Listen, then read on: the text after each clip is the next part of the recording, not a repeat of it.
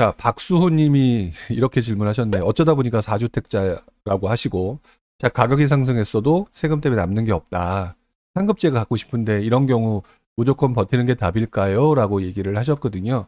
자, 제가 며칠 전에 대구에서 강의를 하고 왔습니다. 자, 근데 지금 질문이 대구에서 강의를 할 때, 잠시 쉬는 시간에 저한테 질문을 하셨던 분하고 동일한 질문이에요.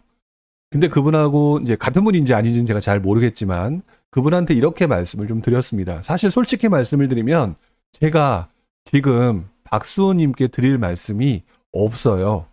왜 그러냐면 본인이 부동산에 대해서 지식을 정확하게 더 많이 쌓아가기 이전에 수익을 내기 위해서 담는 데 집중을 하셨기 때문에 4주택자가 되신 거거든요. 자, 그런데 그때 그 대구에서 말씀을 드릴 때 제가 이렇게 말씀을 드렸습니다. 저는 지금 현재 4주택자에 대해서는 답을 드리기가 어렵습니다. 왜 그러냐면 제가 어차피 세금 때문에 맞는 상황도 아니고 세금 때문에 그렇기 때문에 지금 그 아는 상황도 아니기 때문에 그걸 가지고 제가 왈가왈부 떠드는 것만큼 바보스러운 건 없고 정확한 답변도 아닐 거다. 근데 중요한 거는 이렇게 생각을 하게 돼요. 4주택자가 되는 과정에 있어서 본인은 아마도 상승장에 있어서 후반부에는 어마어마한 세금이 발생한다는 사실을 몰랐다라는 거죠.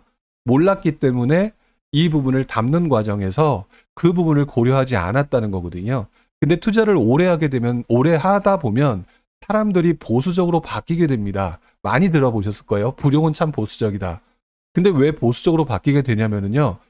불용님은 어쩌다 보니 4주택자가 됐고 지금 세금 때문에 남는 게 없어요 라고 말씀하신 비슷한 상황을 저 또한 겪었다라는 거죠. 그리고 그때는 방법도 없었습니다. 그때는 또 저는 매우 매우 새가슴이라 막 팔아 제꼈어요. 뭐 세금 다 낼 거 내고 또 기타 등등 여러 가지 그러다 보니까 그때 결국 돌아서 보니까 남는 게 별로 없더라는 거죠. 그때 절망감이 되게 많이 왔던 것 같아요. 자, 그런데 그 이후로 제가 달라진 부분이 있습니다. 뭐가 달라졌느냐? 시장은 담는 게 중요한 게 아니라 그것을 어떻게 활용해서 수익을 극대화하는 게 가장 중요한 거구나라고 하는 거를 가장 많이 느꼈던 것 같아요. 그래서 지금 제가 담는 거에 집중하시는 분들한테 뭐라고 얘기들을 많이 하는 겁니다. 결국에는 제가 그 이후부터는 물건을 하나를 사더라도 내가 이것을 샀던 것이 중요한 게 아니에요. 지금 현재 분위기가 좋아서 사서 올랐다가 중요한 게 아니라 올라서 나중에 이것을 팔 때 발생될 수 있는 리스크가 뭘까라고 하는 부분에서 집중을 했고요. 그러다 보니까 그 시점부터 그 과거에는 어떤 일이 일어났었던가라고 하면서 시장의 흐름, 과거의 상황을 갖다 뒤지기 시작했죠. 즉 사기 전에 사는 게 중요한 게 아니라 사고 난 다음에 그 해결하려고 드는 것도 있었지만 사기 전에도 지금 그때의 경험이 또 한 번의 판단을 하는데 요인이 돼서 고민을 하고 그렇게 했다는 거죠. 자, 그러면서 저는 그때 솔직히 세금 때문에 또는 기타 여러 가지 이유 때문에 상승분을 고스란히 반납하고 별로 수익을 보지 못했습니다.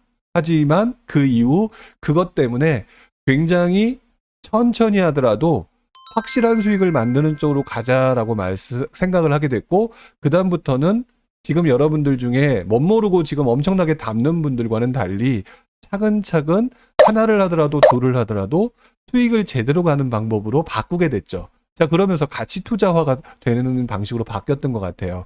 자, 그런데 지금 같은 경우는 박수홍님 같은 경우는 지금 빠른 시간에 담았고요. 어떤 그 상황의 사이클을 모르는 상태로, 그리고 또 요즘에 들어와서는 상급지에 가고 싶다라고 하는 부분이 발생하다 보니까 지금 많은 분들에 대한 고민이 생긴 건데 저는 조금 욕심이지 않을까라는 생각이 들어요.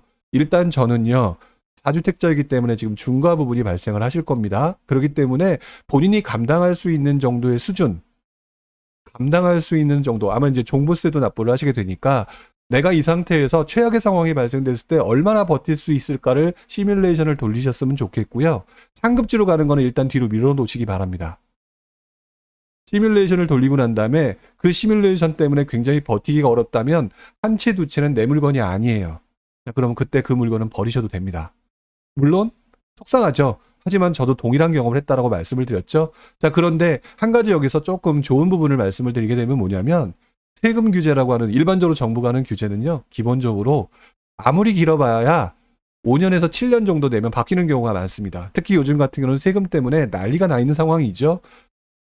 정부도 좀 끔찜찜하고 다들 난리들 부리고 아우성을 부리는 상황일 거예요.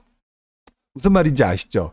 자, 그렇다면은 제가 볼 때는 5년에서 7년 정도 사이, 빠르면 이제 정권 교체가 발생을 할 때겠죠. 그때쯤 되면은 분명히 세금 규제가 어느 정도 완화가 될 가능성이 있다라고 하기 때문에 지금 이대로 갈 때에 굉장히 힘든 상황을 먼저 최악의 상황을 시뮬레이션을 돌리고 견딜 수 있는 수준으로 리빌딩을 하시는 게 맞아 보입니다. 자, 그리고 난 다음에 세금이라고 하는 건 결국 바뀌니까 나머지 가진 그 물건으로 최대한의 수익을 만드시는 방법으로 가는 게 맞지 않을까. 지금 당장에선 최고의 수익률이 뭐라는 걸 알 수가 없지만 그렇게 시장은 움직이게 되어 있다라고 하는 부분은 변함이 없어요. 자, 그러니 그 부분을 꼭 말씀을 드리고 싶고 당장의 답을 드릴 수는 없고 아마도 어느 누구도 이 부분에 대해서 당장의 답을 드리기는 어려울 겁니다. 하지만 저는 긴 시간 보면서 느꼈던 것을 가지고 박수호님께 말씀을 드렸으니까 이 부분을 가지고 한번 곰곰이 생각을 해보셨으면 좋겠다라는 말씀을 좀 드리네요. 자, 어느 정도 답변이 됐나 모르겠습니다.